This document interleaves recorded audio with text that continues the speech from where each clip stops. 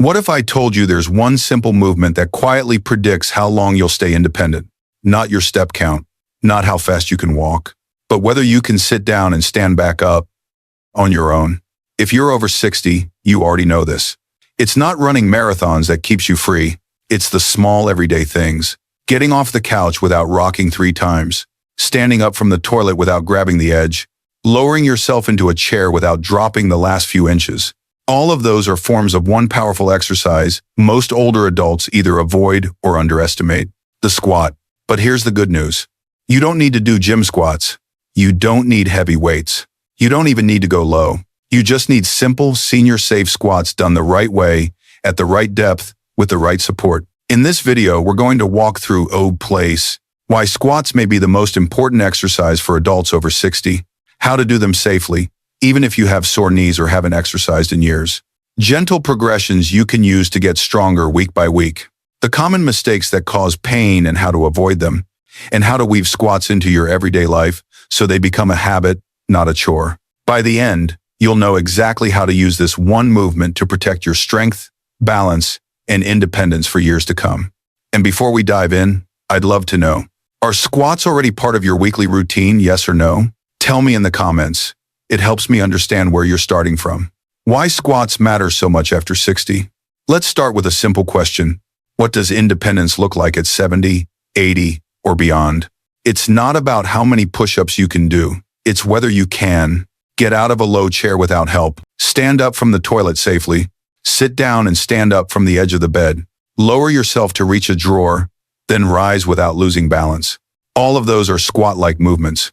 As we age, 3 things tend to fade quietly: leg strength, especially in the thighs and hips; balance and control, the ability to move without wobbling; confidence in movement, the feeling that, yes, my body will hold me.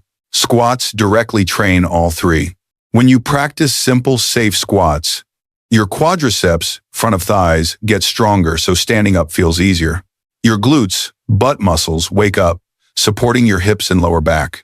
Your core engages to keep you upright, improving posture. Your ankles and knees learn to move in a stable, controlled way. Your brain and body reconnect. You trust your legs again. You're not just exercising, you're training the exact movement that keeps you independent. Think about how many times per day you sit and stand. Breakfast table, bathroom, couch, car, bed.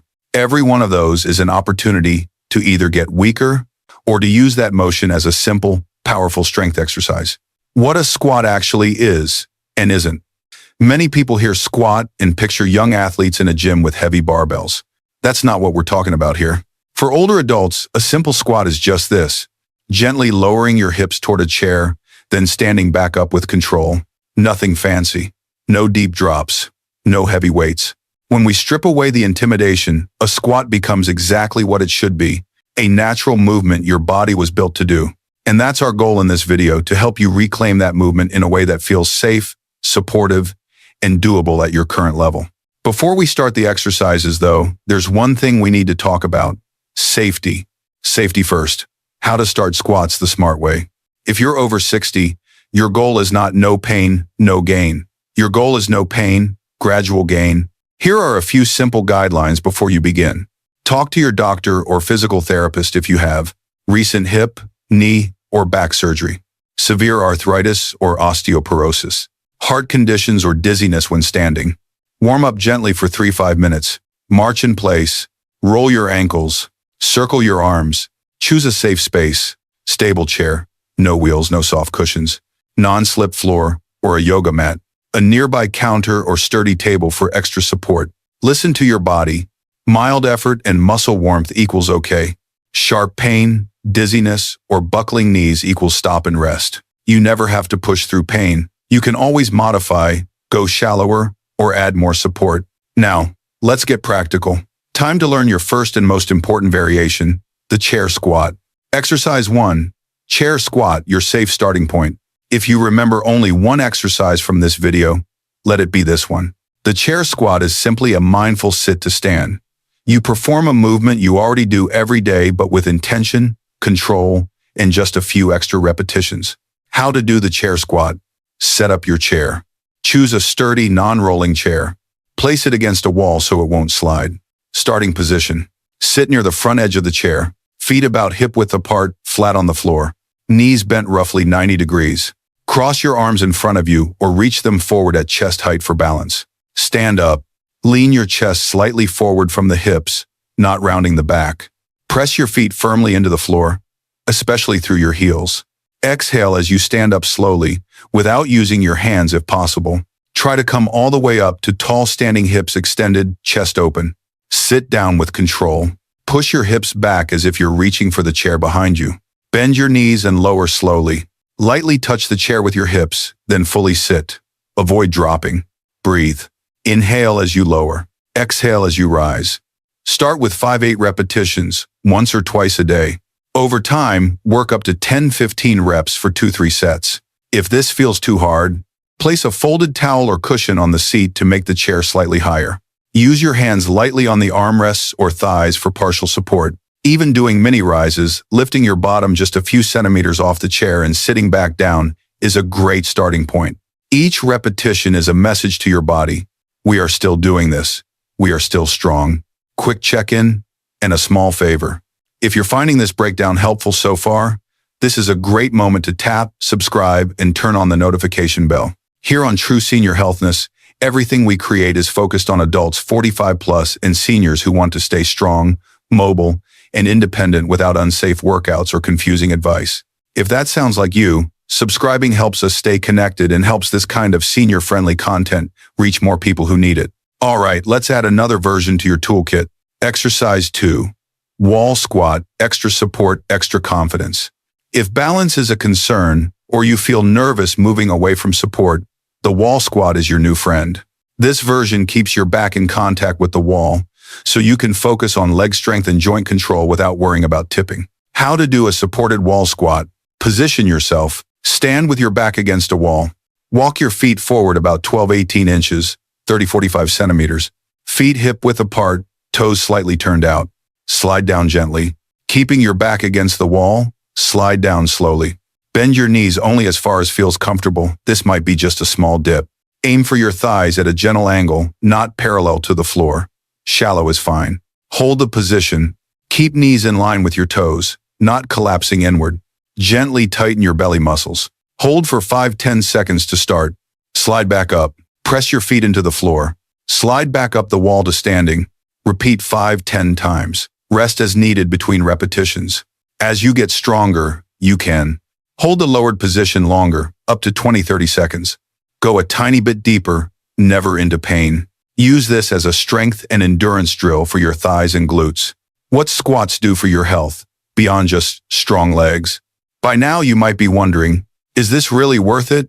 It's such a simple move. Here's what those simple squats are actually doing inside your body. 1. Rebuilding lower body strength. Every controlled squat strengthens quads for standing up, climbing stairs, glutes for hip support and good posture, hamstrings and calves for better walking and balance. More strength equals less effort for daily tasks. 2. Improving balance and stability. Squats teach your body to shift weights safely, control your center of gravity, coordinate ankles, knees, hips, and core together. That translates directly to fewer stumbles and more confidence when you move. 3. Supporting joint health. Done gently and correctly, squats help move synovial fluid through your knees and hips, your joints' natural lubricant. Maintain flexibility in key joints. Reduce stiffness from long periods of sitting. They're like a daily oiling for your lower body. 4. Boosting metabolic and heart health. Because squats use large muscle groups, they help support blood sugar control. Gently challenge your heart and circulation. Assist with maintaining a healthier weight and energy level. Even a few minutes a day makes a difference over time. 5. Supporting mental and emotional well-being. This one is easy to overlook. When you can stand up from a chair without help, you feel more capable. You feel safer. You feel more like yourself again. That confidence is a powerful antidote to the quiet fear and frustration many older adults feel around their changing bodies. How to avoid the most common squat mistakes. To keep squats safe and joint-friendly, watch out for these easy-to-fix habits. 1. Going too deep too soon. You do not need to drop low. Partial squats are perfectly effective. Stay within a comfortable range. Stop before you feel pain or sharp pressure in the knees. Depth can increase slightly over time as your body adapts. 2. Letting the knees collapse inward. This can strain the knee joint. Instead, imagine gently pressing your knees outward so they stay lined up with your second toe. If needed, place a light resistance band just above your knees as a reminder to keep them aligned once you're ready for that step. 3. Rounding the back or looking down. Hunching loads the lower back unnecessarily. Try this. Keep your chest gently lifted. Look straight ahead, not at the floor. Hinge slightly from your hips, not from your upper spine. 4. Holding your breath. Holding your breath can make you dizzy. Use this simple pattern. Breathe in as you lower. Breathe out as you stand. Slow, steady breathing helps your muscles and your brain. 5. Rushing through reps. Fast, jerky squats are harder on your joints and less effective. Think. Slow down and control the whole movement. If you can't control it, the range is too big or the pace is too fast. Scale it back. Progressing safely. How to get stronger week by week. Once the basic chair squat feels easier, you don't need to jump to advanced workouts. You can make small, smart progressions that keep your body adapting. Here are some gentle ways to advance. 1. Increase reps or sets. Start. 1 set of 5-8 squats. Progress. 2. 3 sets of 10-15 squats, with rests between. Even 1 extra rep every few days adds up. 2. Adjust chair height. Begin with a slightly higher chair or a cushion.